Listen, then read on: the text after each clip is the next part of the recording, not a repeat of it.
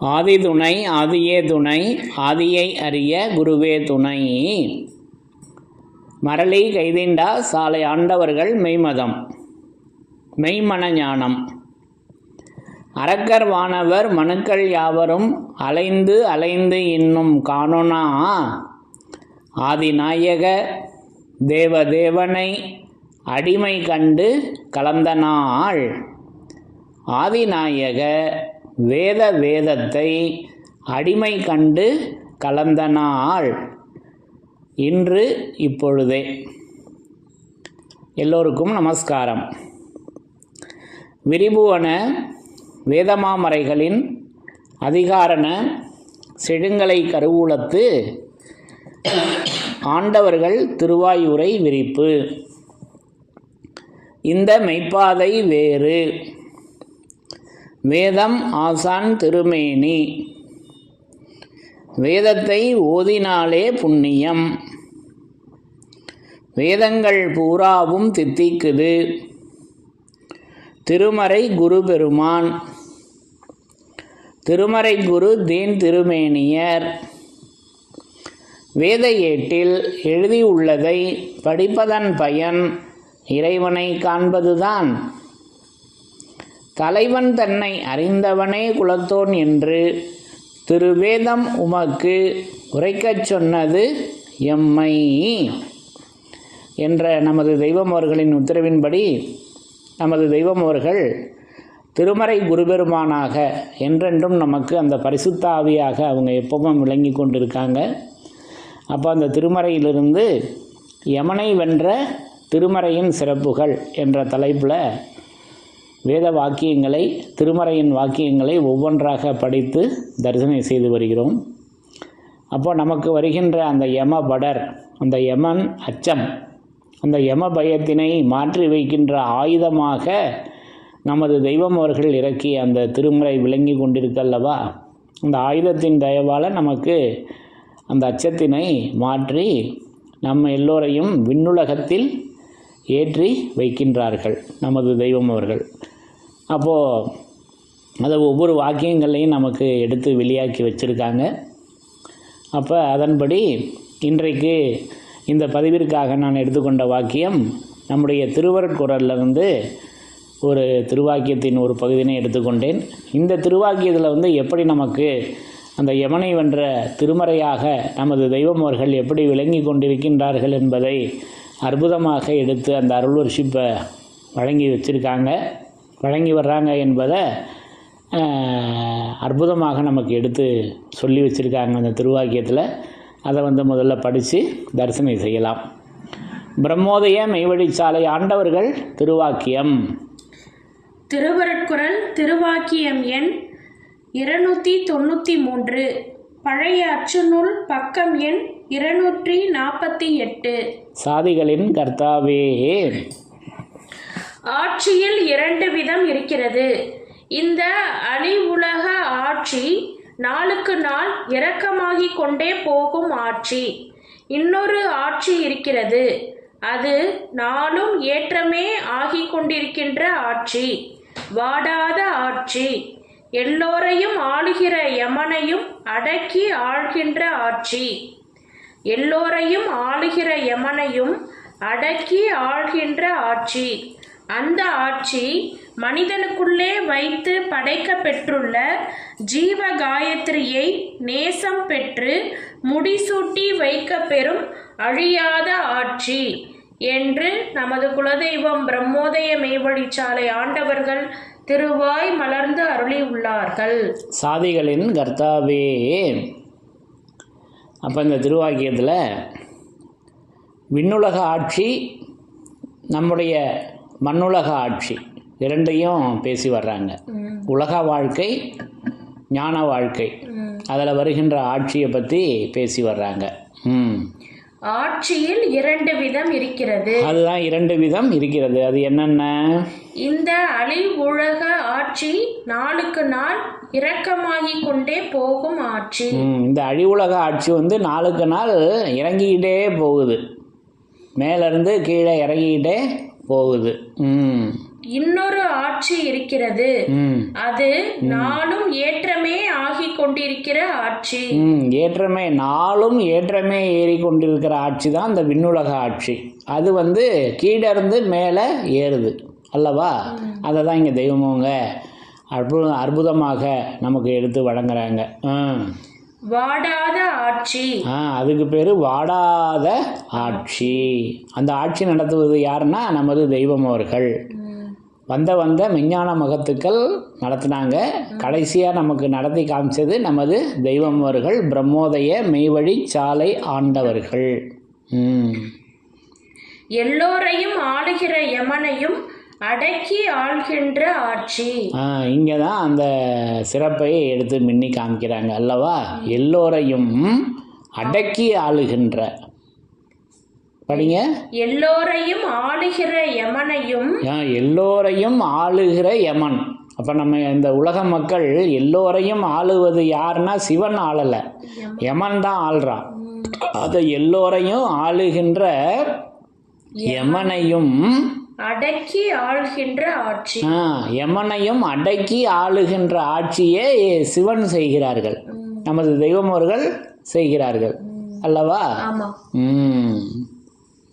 அந்த ஆட்சி மனிதனுக்குள்ளே வைத்து படைக்க பெற்றுள்ள ஜீவ காயத்ரியை நேசம் பெற்று முடிசூட்டி வைக்க பெறும் அழியாத ஆட்சி.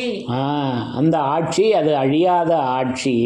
அது இந்த உலகத்தை அடக்கி ஆளுகின்ற, எல்லோரையும் அடக்கி ஆளுகின்ற யமனையும் அடக்கி ஆளுகின்ற ஆட்சியாக. அந்த யமனை அடக்கி ஆளுவது என்னன்னா நமது தெய்வம் அவர்கள் அந்த ஆட்சியின் மூலம் யமனை அடக்கி நம்மளை காப்பாற்றுகிறார்கள் அல்லவா? நேராக சொல்லி வர்றாங்க அல்லவா? அந்த இதை ஒரு தடவை படிங்க மீண்டும். எல்லோரையும் ஆளுகிற யமனையும். எல்லோரையும் ஆளுகிற யமனையும் அடக்கி ஆள்கின்ற ஆட்சி. யமனையும் அடக்கி ஆளுகின்ற ஆட்சி அப்படின்னு அந்த ஆட்சி, அது விண்ணுலக ஆட்சி. அந்த ஆட்சியை நமது தெய்வம் அவர்கள் அதற்காகத்தான் தூலத்திருமேனி தாங்கி வந்தது. அன்றைக்கு தூலத்திருமேனியில் அந்த ஆட்சியை செய்தார்கள். அப்போ இப்போ இல்லையா அப்படின்னா இப்போ வேத திருமேனியாக நின்று அவர்களே செய்து கொண்டிருக்கிறார்கள், அவர்களே அல்லவா? அப்போ அந்த ஆட்சி என்னவாக இருக்குது அப்படின்னா அதை தான் கடைசியாக நமக்கு எடுத்து கொடுக்குறப்ப அது அழியாத ஆட்சி. அது படிங்க. அதற்கப்புறம் அந்த ஆட்சி மனிதனுக்குள்ளே வைத்து படைக்க பெற்றுள்ள, அதை மனிதனுக்குள்ளே வைத்து படைக்க பெற்றிருக்கிற, உடனே நம்ம தேகத்துக்கு வந்துடக்கூடாது. நமது தெய்வம் அவர்களின் அந்த திருமேனியில் இருக்கு அல்லவா? அந்த தேகம், வேதம் என்பது தேகம், மெய்பொய்யும் பிரித்து காட்டும் வேதமே தூலமாகும், அதில் இருக்குது. அந்த ஆட்சி மனிதனுக்குள்ளே வைத்து படைக்க பெற்றுள்ள ஜீவ காயத்ரியை நேசம் பெற்று. ஜீவகாயத்ரியை நேசம் பெற்று, ஏன்னா நேசம் தரும் இறைவன். பளிச்சன ஓசை வாமலையோன், கலைகள் கமழுகின்ற பழமறை மணுமகன், ஒளிவா மலையில் நின்ற நிலைவழி படியிங்கு நேசம் தரும் இறைவன் பளிச்சன ஓசை வாமலையோன் என்று தெய்வ தேடு உலகத்தில் வருதல்லவா? அந்த நேச காயத்ரி. ஜீவ காயத்ரியை நேசம் பெற்று முடிசூட்டி வைக்க பெறும் அழியாத ஆட்சி. அது அழியாத ஆட்சி, அது வாடாத ஆட்சி என்று பேசி வர்றாங்க. அப்போ நம்ம குடும்பத்தில் கூட கேட்குறப்ப, என்ன உங்கள் வீட்டில் என்ன மதுரை ஆட்சி நடக்குதா சிதம்பரம் ஆட்சி நடக்குதான்னு கேட்பாங்க உலக வாழ்க்கையில். அப்போ அதுக்கு என்ன அர்த்தம்? நம்ம எல்லாரும் இதை கேள்விப்பட்டிருப்போம்லவா? மதுரை ஆட்சின்னா மீனாட்சி அம்மன், பெண்கள் ராஜ்யம், குடும்ப தலைவின் சொல்லுவது முதன்மையாக இருக்கும், அது மதுரை ஆட்சி. சிதம்பரம் ஆட்சினா சிதம்பர நடராஜர், சிவனுடைய ஆட்சி, ஆண்கள் சொல்லுவது முதன்மையாக இருக்கும் அப்படின்னு அதை சூசகமாக கேட்டு தெரிஞ்சுக்குவாங்கல்லவா? அது புழக்கத்தில் தானே இருக்குது. அப்போது இங்கே ஆட்சி அது வாடாத ஆட்சி, அது அழியாத ஆட்சி. அப்போ அது மீனாட்சி, மதுரை மீனாட்சி அப்படின்னு இருக்குது. அப்போ அந்த மீனாட்சி அம்மன். அப்போ மீன் ஆட்சி, மீனா மீன், என்றெல்லாம் வருது. உடனே மீன் அப்படின்னதுமே நமக்கு பொதுவாக என்ன, அது மாதிரி நம்ம தேகத்தில் உள்ள பாகம் என்ன அப்படின்னா நம்மளுடைய கண்கள் அந்த ஷேப்பில் இருக்குது. வேலும் அந்த கண்கள் மாதிரியே தானே இருக்குது. அப்படி அதுதான் நமக்கு தோணும். ஏன்னா நம்ம இன்னும் இந்த உடலை விடவே இல்லைன்னு நல்லா தெரியுது.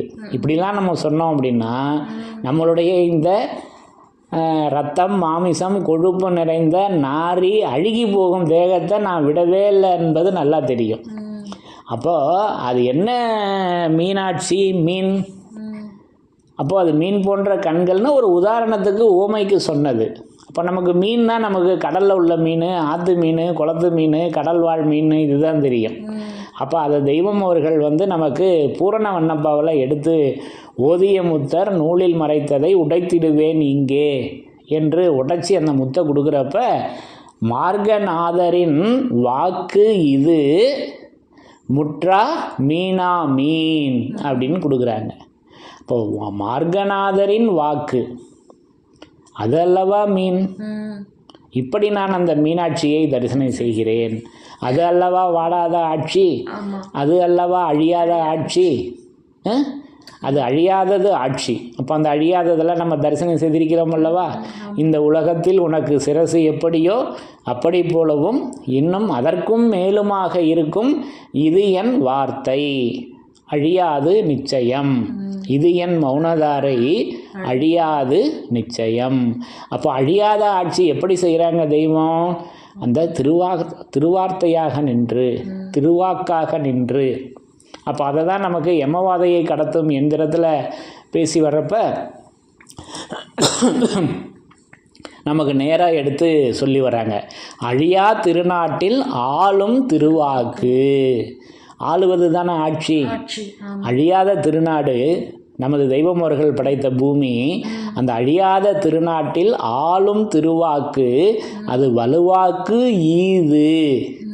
ஈது அறிந்து வாழ்வீர் மனுக்குலமே என்று அந்த ஆசீர்வாதத்தை நமக்கு வழங்கியிருக்காங்கல்லவா.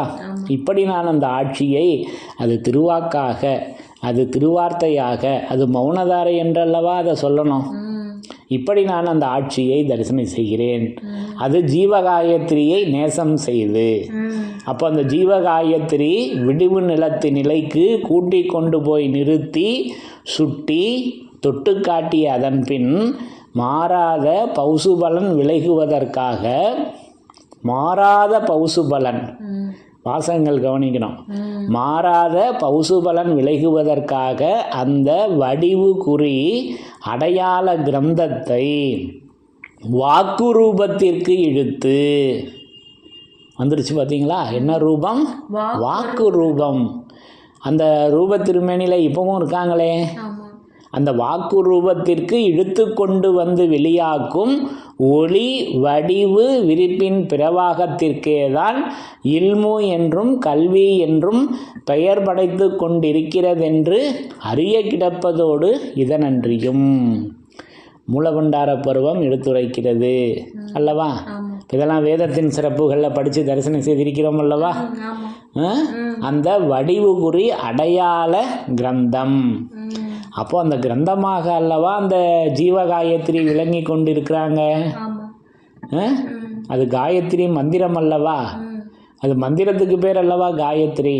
இப்படி நான் அந்த ஜீவகாயத்ரியை தரிசனம் செய்கிறேன். ஆக இப்போ வாக்கியம் படித்தவங்க பேரும் சாலை காயத்ரி. ஆக இப்படி அந்த காயத்ரி அது ஜீவகாயத்ரியாக நமது தெய்வம் அவர்கள் விளங்கி கொண்டிருக்காங்க. ஜீவனுக்கு பேர் காயத்ரி, அந்த காயத்ரி மந்திரமாக விளங்கி கொண்டிருக்கிறாங்க. இப்படி அந்த ஆட்சி அது வாடாத ஆட்சி. அப்போ வாடாத அழியாத எவ்வன தேகத்தின் பொலிவை அழிந்து போகிற இந்த தூளத்தின் மேல் பாய்ச்சி இதையும் அழியா தூளம் ஆக்குகின்ற செயலே பிருத்த யோகம். தேகமுக்தி என்பதும் இதுவே. அந்த பொலிவு அல்லவா தேகமுக்தியை அளிக்குது. நம்முடைய தூளம் மட்டும் அல்லவே, நல்லா விளங்கிக்கணும் அல்லவா. ஆக இப்படி அந்த ஆட்சியை நமக்கு அது அழியாத ஆட்சி, அது வாடாத ஆட்சி, அது மீனாட்சி, அது மீனு கண்ணு அப்படின்லாம் சொல்லுவோம். குழந்தைங்களுடைய கண்களை பார்த்து சொல்லுவோம். அப்போ நமக்கு அப்படி சொல்லுவது ஒன்றும் தவறில்லை. அதை மெஞ்ஞானத்தில் கொண்டு வந்து நம்ம அதை பற்றியே பேசிகிட்டு இருந்தோம் அப்படின்னாக்கா நம்ம இன்னும் இந்த தேகத்தை விடலைன்னு நல்லா தெரியுதல்லவா. ஏன்னா சொல்லிட்டாங்களே, அனந்தாதி தேவர் ஒருவருக்கு உடல்நிலை சரியில்லை என்று சொல்லி சந்நிதியில் வந்து தீர்த்த பிரசாதம் கேட்டபோது பிறந்த ஆண்டவர்கள் திருவாக்கியம் திருமஞான குரல் 54. நீ இன்று இருக்கும் இந்த தேகம் இரத்தம் மாமிசம் கொழுப்பு நிறைந்த நாரி அழுகி போகும் தேகம். ஆனால் நாம் உனக்கு மறுபிறப்பு தந்து குடியேற்றி வைத்துள்ள அந்த சைவமேனி இரத்தமோ மாமிசமோ இல்லாத பரிசுத்த தேகம் அல்லவா. இப்போ இதை வெளியாக்கி வச்சுருக்காங்களே. அப்போது ரத்தம் மாமிசம் கொழுப்பு நிறைந்து நாரி அழுகி போகின்ற தேகமாக தானே நம்முடைய உடல் இருக்குது. அப்போது அது அழியாத உடல் எங்கே இருக்குது? அது முற்றா மீனா மீன் மார்கநாதரின் வாக்கு இது முற்றா மீனா மீன் என்று நிறைவு செய்கிறாங்க. அப்போ பூரண வண்ணம் அங்கல்லவா இருக்குது. கண்களில் கூட ஒரு வண்ணம் இருக்குன்னு சொல்லி வர்றாங்க. வெளியில் சித்தர்கள்லாம் பேசி வர்றாங்க. வெளியில் உள்ள யோகா நிலையங்கள்லாம் பேசி வர்றாங்க. இதில் என்ன இருக்குது வண்ணம்? இது 7 வர்ணங்கள். பூனைக்கண்ணுன்னு சொல்கிறோம். கொஞ்சம் ஒரு மாதிரி மஞ்சள் கலரில் இருந்தால் என்ன சொல்கிறோம்? பூனைக்கண்ணு அப்படின்னு சொல்கிறோம். அப்போ இதை வந்து நமக்கு தெரிஞ்சது இது. அப்போது பூரண வண்ணம் எங்கே இருக்குதுன்னா அது பாவுல் அல்லவா இருக்குது. இப்படி நான் அந்த திருவாக்கில் நான் அந்த வண்ணத்தை தரிசனம் செய்கிறேன். அது வேத வண்ணம் பாடி பாடி ஊதிடும் சங்கே. வேத வண்ணம் கேட்க கேட்க என் உடம்பு பொடிந்தது. என் உடம்பு பொடிஞ்சிருச்சு அல்லவா. இப்படி நமக்கு அந்த அழியாத ஆட்சி, அது வாடாத ஆட்சி, இப்படி அது அழியா திருநாட்டில் ஆளும் திருவாக்காக அந்த மீனாட்சியாக அது சக்தி அல்லவா. ரெண்டும் ஒன்று தான். சிதம்பரமும் ஒன்று தான், மதுரையும் ஒன்று தான். நம்ம எடுத்துக்கிட்ட பொருள் உருவத்துக்கு வந்துட்டோம்னா தான் பொருள் வேறு நம்ம நினச்சிக்கிறது. செயல் வைத்து பார்க்குறப்ப சிவனும் அவர்கள்தான், சிவன் தான் சக்தி, சக்தி தான் சிவன் அல்லவா. அப்போது அந்த மீனாக சிவசக்தியாக அந்த மீன் ஆட்சி அது சிவமாக அந்த சக்தியாக அவங்க எப்பவும் விளங்கி கொண்டிருக்காங்க. அப்போ அங்கே மனுமகன் பெற்றெடுத்த ஆதி திருமறை சக்தி அது இதோ ரூபமாக அவங்க விளங்கி கொண்டிருக்காங்க. வேங்கையின் மீது ஏறி வரும் வேத சக்தியாக அந்த மீனாட்சி விளங்கி கொண்டு இருக்கின்றாள் என்பதை நமக்கு இந்த திருவாக்கியத்தில் அந்த சக்தியாக நின்று நமது தெய்வம் அவர்கள் அந்த நமக்கு வருகின்ற அந்த யமபடரை இப்படி மாற்றி வைக்கின்றார்கள் அந்த ஆட்சியாக நின்று. அப்போ யமனை வென்ற அந்த வாசகம் எப்படி இருக்குதுன்னா அது ஆட்சியாக இருக்குது. அப்போ யமனை வென்றது நமது தெய்வம் அவர்களின் ஆட்சி. அது நமக்கு அது வாடாத ஆட்சி, அது அழியாத ஆட்சி, அது நமக்கு அவர்களுடைய பவுனதாரையாக அது இப்படி ஒவ்வொரு இடங்களிலும் நமது தெய்வம் அவர்கள் திருவேதமாக திருமறை குருபெருமானாக நான் விளங்கி கொண்டிருக்கின்றேன் என்பதை இப்படி ஒவ்வொரு இடங்களிலும் நிரூபணை செய்து இருக்கின்றார்கள் என்பதை எடுத்து நிரூபணை செய்து, ஆகவே அந்த யமனை வென்ற திருமறை இங்கே ஆட்சியாக விளங்கி கொண்டிருக்கிறது என்பதை இந்த திருவாக்கியத்தின் மூலம் நமது தெய்வம் அவர்கள் நிரூபித்து காட்டி இருக்கின்றார்கள். அது நேச காயத்ரி, அது ஜீவ காயத்ரி நேசம் தருகிறவராக இருக்கிறாள் அல்லவா. அது அந்த வாடாத ஆட்சியாக அழியாத ஆட்சியாக நின்று நமக்கு வருகின்ற அந்த யமபடர் அச்சத்தினை நமது தெய்வம் அவர்கள் அந்த ஆட்சியாக நின்று தடுத்து அந்த ஆட்சி அது வாடாத தவம் அது இந்நூல் மெய்நிலையின் போதமாக அந்த ஆட்சியை நமக்கு வேத நூலாக நமக்கு அதை நின்று வழங்கியிருக்கிறாங்க என்பதை இந்த திருவாக்கியத்தின் மூலம் நான் விளங்கி கொண்டேன் என்று கூறி யமனை வென்ற திருமறையின் சிறப்புகள் தொடரும். தலைவன் தன்னை அறிந்தவனே குலத்தோன் என்று திருவேதம் உமக்கு உரைக்கச் சொன்னது எம்மை. யமனை வென்ற திருமறையின் சிறப்புகள் தொடரும். எல்லோருக்கும் நமஸ்காரம்.